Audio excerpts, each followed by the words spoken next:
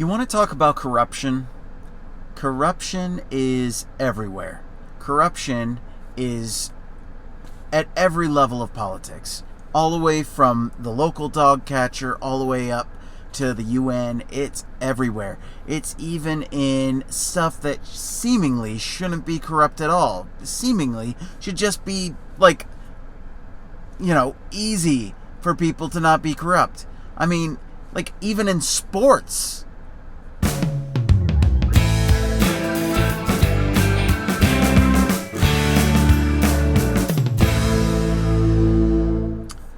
Hey, welcome back to the Colorblind Architect Podcast. I'm David, and today I am going to talk a little bit about corruption, a little bit about obedience, and then a little bit about how it all ties together. So, first, corruption. Why? Why do we talk about corruption? Well, because it's everywhere. Everywhere. There's corruption in just about everything, including sports, which I find so stupid. Why should you have corruption in sports? I mean, it's just a freaking game, right? But there's a lot of money in sports. There's a lot of money. So, with Simone Biles dropping out of the Olympics, this is kind of one of the big stories in the Olympics. And honestly, I don't freaking care because it's the Olympics. I mean, I don't even really care much about any sports for that matter. I'm the kind of person who I want to go out and I want to be doing stuff myself. I want to be riding the bike myself. I want to be hiking. I want to be skiing. I want to be swimming. I want to be doing stuff for real. And then there's the broken foot. That kind of sucks. Which, by the way, a little update on the broken foot. So, went to the doctor last week. Got the x-ray, and it is healing. Yay! It's just not all the way healed, so I am still not able to go walking much. I can walk a little now, but I still have to wear the boot, and I still have to be very careful. But, man, I so want to get back on the hiking trails.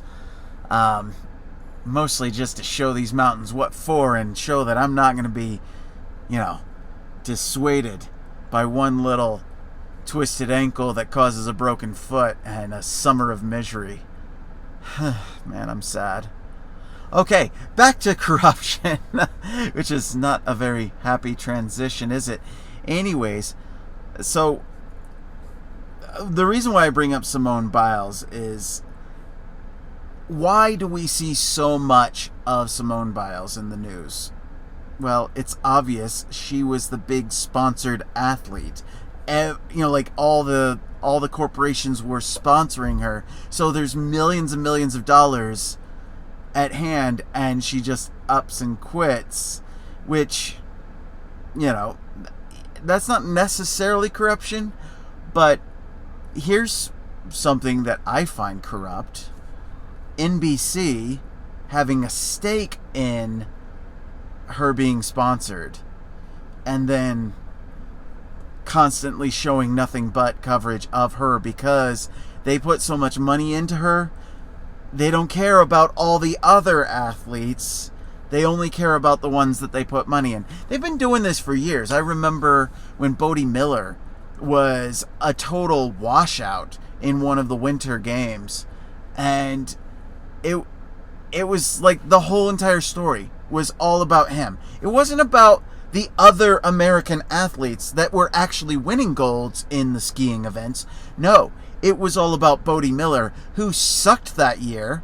But why? Because he had the sponsorships. He had the deals, which meant, of course, NBC had to show everything all about him. Personally, I find that a form of corruption. It's a small one. It's not a consequential one. But it is one of those ones where it's like, okay, well, could you at least have the integrity to, give some equal time to other athletes? I personally don't think it should be legal for the news company that has the sole contract, the one and only contract in the United States, which, by the way, they actually don't allow you to watch it on anything else. If you try to watch any other sports coverage of the Olympics from other countries, you cannot watch. It's actually censored in the United States. Yes, that's right, censorship in sports. And it's been around for a couple decades already. So obviously you can get around it with a VPN. I do not get sponsored by a VPN, so I'm not going to recommend a VPN, but I do recommend getting a VPN. Whichever one works for you. But the fact of the matter is, we do have censorship in the United States, and it's largely due to this kind of corruption with the U.S. Olympic Committee giving a single source contract to NBC. Yes, NBC, who is also owned by Comcast, the largest internet service provider in the country, and in collusion with the federal government that supports them in this censorship. Also that they can have this sole source contract and ability to control the narrative of the Olympics. Like I said, it doesn't freaking matter. It's the Olympics. I don't freaking care about the Olympics. But it's still a form of corruption. President Biden, oh my goodness, he's corrupt as all get out. He's been on the dole of the Chinese and the Russians for a long time. He's collecting tons of money, mostly through his son Hunter. We already know about the $3 million from the wife of the former mayor of Moscow. We already know about Burisma. We know about the $1 billion from the Chinese Communist Party. And now we've got this art show. Yeah, apparently Hunter Biden is an artist? No, not really. He smokes Parmesan cheese. He's not an artist. And yet, he's going to be getting $5 million from an art show. Yeah, selling art. Yeah, that's not corrupt at all. No, the art world's completely fair and honest. Yeah. So, corruption, like I said, it's everywhere. And not to leave out the Republicans are corrupt as all get out as too. So it's both parties. But the problem is, how do we get there? Well, the average person, a lot of the average people are corrupt too. See, that's the thing. We're all corrupt to a certain degree. I try my best to not be corrupt, but let's face it, we're all a little corrupt. And there's really only one solution. See, when asked by the Pharisees what the greatest law was, Jesus Christ, he responded in a really surprising way. You know, these Pharisees were thinking that he was going to list off like maybe some of the 10 Commandments or maybe some of the, other parts of the Mosaic Law, maybe the Levitical Law. No, instead he said, love God with all your heart, might, mind, and strength. And the second is like unto it. Love thy neighbor as thyself. There's a reason why Jesus was truly the greatest philosopher in the history of the world. Because he had the power to cut through all the BS and give you exactly what you need. In this case, it was a message about how to live in a way that's not corrupt. As I've mentioned, broken foot, right? It's not been the worst experience, but it still sucks, But I'll tell you, the pain and the suffering has actually been really softened by the fact that I happen to live in a really good community. The community I live in, we've got neighbors who just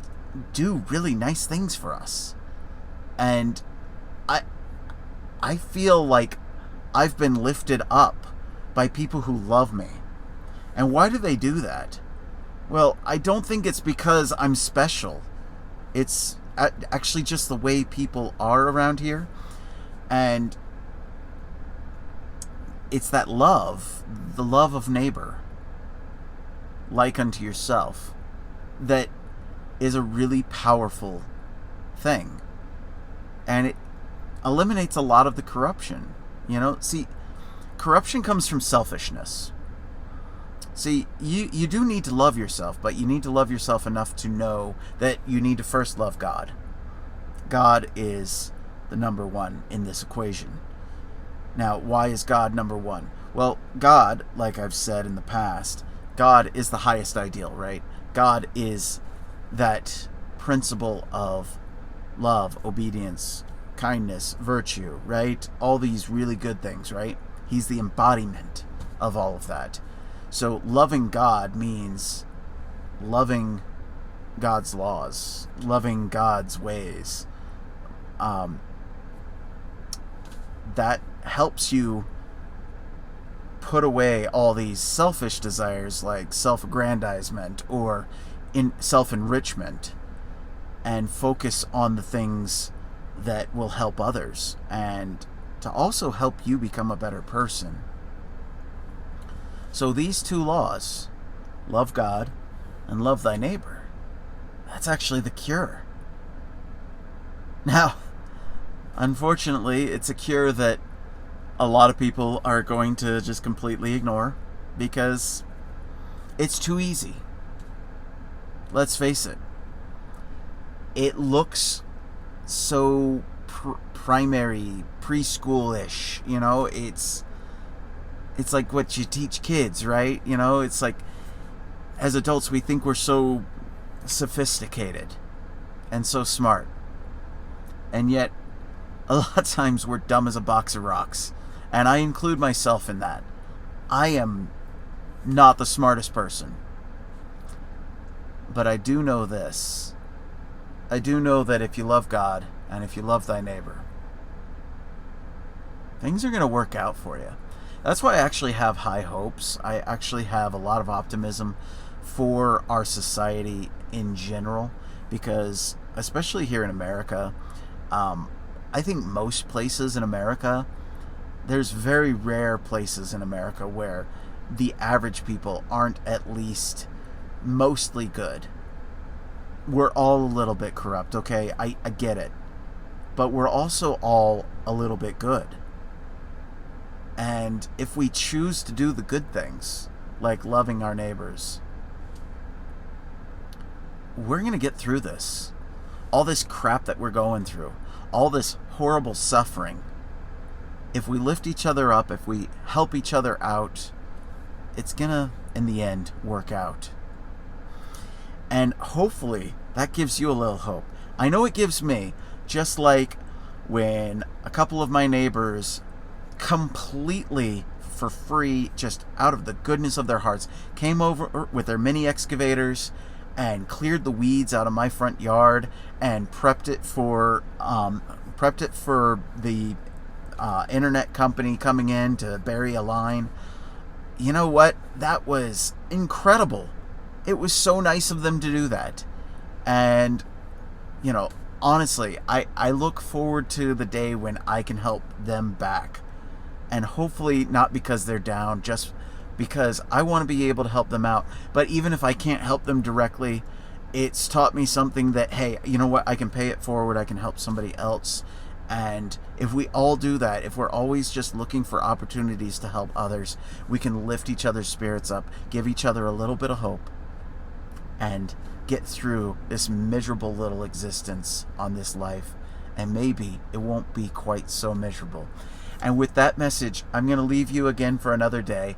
Thank you for joining me. If you like my content, hit like or subscribe, give me a rumble.